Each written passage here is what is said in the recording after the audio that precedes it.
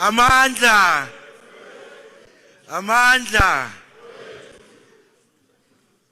Apologies for cutting short the song. I think we're chasing time. And I should say it's quite intimidating to stand in front of Amachindra. And I think colleagues will agree, comrades will agree, that it's a gender-neutral term, Amachindra. I was talking to Brati earlier, General Ngwenya, and we were reminiscing about Novo Katenga, that he was a section commander, and I was his platoon commissar. And previously I had said to him, if you were my section commander and now you are a general, I think I should be a field marshal.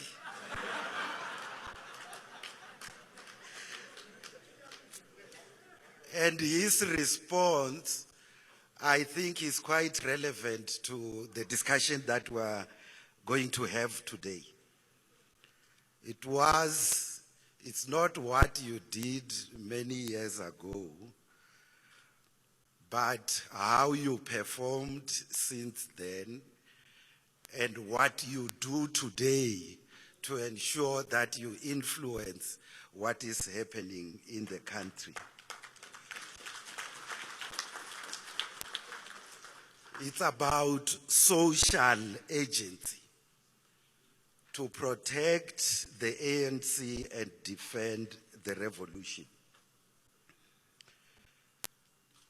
I'm told that the media is present, and so I will somewhat edit some of the things that I was going to say, but I think the essence will come through. And I should also indicate that what I'm going to say will in part be my own views, but it also derives from processes that are taking place in the Political Education Subcommittee of the NEC, which is preparing a new strategy and tactics document. But it is also informed by a document that I hope all of us read in the build-up to the National General Council on the Balance of Forces. And so I will reflect on broad trends in the South African political economy, as well as in the ANC in the current phase. And many of us, I think, are tired of this question because wherever we go, even amongst ourselves, for those who know Latin, they will ask us, quo vadis South Africa, quo vadis ANC? Where to South Africa, where to the ANC? And the two questions are linked because the ANC does not exist for its own sake. It exists in order to lead the National Democratic Revolution to attain the National Democratic Society for which all of us aspire.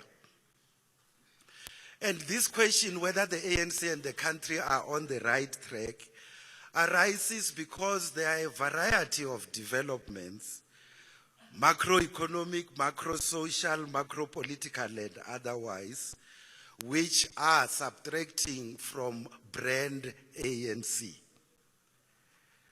And of course, we need to be critical, but as we do so, we also need to remember that since 1994, massive progress has been made in changing the lives of our people for the better. There may be weaknesses, but the lives of our people have improved for the better. On the other hand, unbridled positivity and defensiveness can make us miss fundamental weaknesses and thus would be unable to correct the systemic problems that face the movement.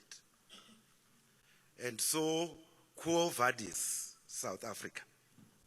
I will start off just with a brief scene setting to make the point that, as we'll all remember, about 4 years ago, 2012,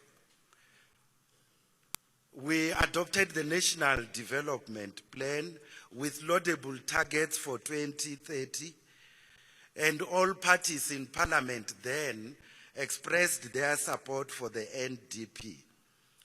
In my view, to the extent that 1994 constituted, or 1994 and 96 constituted the forging of a social compact, or rather a political compact in South Africa, the adoption of the National Development Plan made it possible for us to move towards a social compact and, in our language, the second phase of the National Democratic Revolution.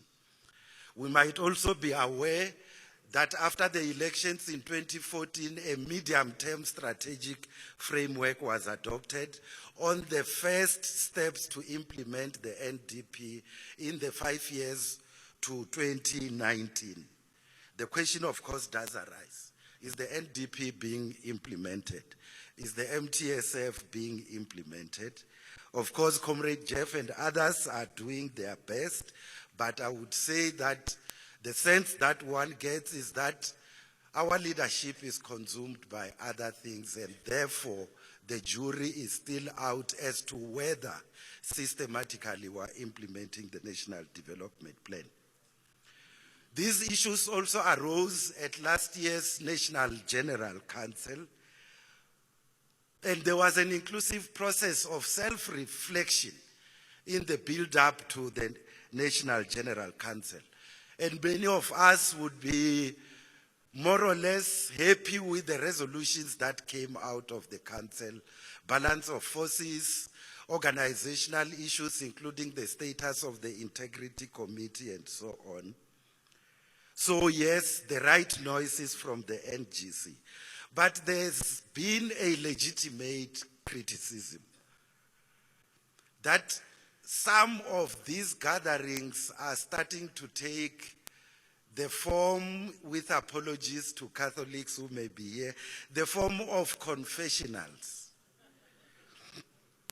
And so you sin for 6 days of the week. On the 7th day, you go and say, Father, I have sinned. And the Father forgives you. You emerge from there and sin again for 6 days of the week.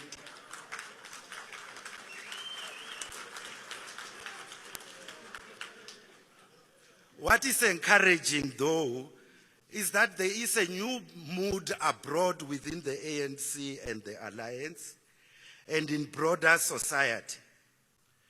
It is correct and it is encouraging that the most sensitive of issues, including about corruption and state capture, are now surfacing in formal discussions, be it at the NEC, PECs, RECs, and so on, rather than just in the corridors.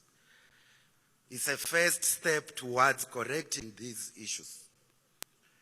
And one can also say that the December fiasco at National Treasury, what some of us now refer as 9/12, had its own silver lining. And what was that silver lining? Two of them, in fact. The first one, I think, was about a lesson in Economics 101 on the limits of political power in a small, open economy. The second lesson, which has started to manifest in what has happened since then, is the need for social compacting. We might, all of us, have noticed government, business, the trade union movement, and others working together in order to avert a ratings downgrade, and even discussing issues about how we can raise the trajectory of our growth to a higher level. But having said this, the sense that one has is that there is an element of what the Greeks call hubris, a defiance of the gods, which can only result in what the Greeks call nemesis, which is self-destruction. From the strange things that are happening at SARS, in the Hawks, the NPA, Denel, and so on, a cabinet statement released by a minister which never was. All these tell us, in my view, that the beneficiaries of corruption and state capture will not give up without a fight.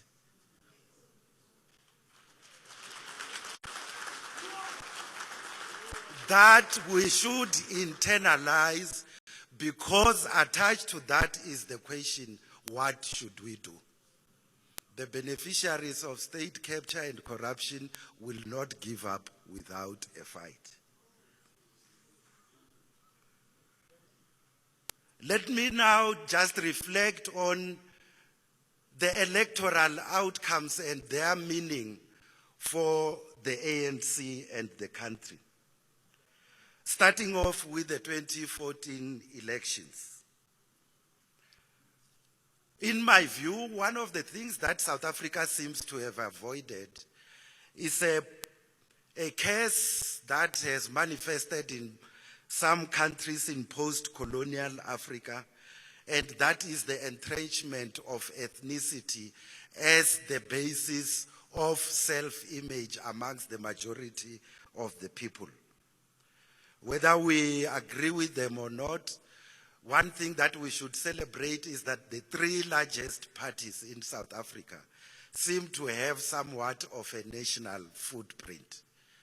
And that is not a bad thing. Historically, before, I think up to, was it 2004, the third largest party, eNCA, had an ethnic footprint with dangers for the revolution as a whole.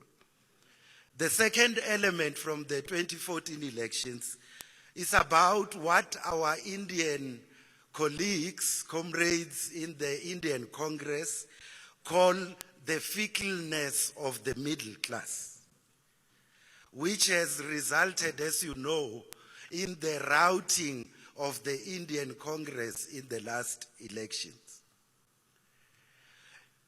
In 2014, it started manifesting in the metros, where on aggregate, the ANC lost 10 percentage points of the votes. The DA gained 6.5 and EFF 11%. The third trend, which is something perhaps that can be celebrated, is that South African politics is shifting leftwards. The DA is trying to fish in a bigger pond amongst black people, and so they are compelled to come up with positions that would attract their attention. And of course, the emergence of the EFF, at least in terms of what they say, which might be different from what they do. All that is shifting South African politics leftwards. What about the local government elections?